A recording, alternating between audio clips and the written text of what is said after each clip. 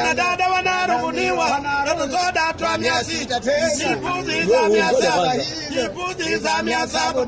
Akasema ni mchumba na kumbe ni kachumbari, nyanya misaru nalewa bila ng'ombe, unadai unapendwa na kumbe upendeki. Anao watano, wewe ni wa 6, wa 7 wa Loliondo, wa 8 alikufa, wa 9 mochwari na kutoka utoki ng'o.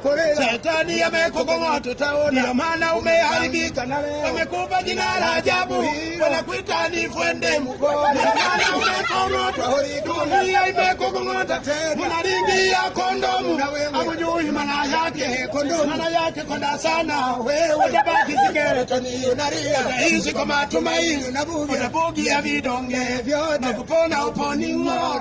Ndio maana umekong'otwa, na kufa kuko pale pale.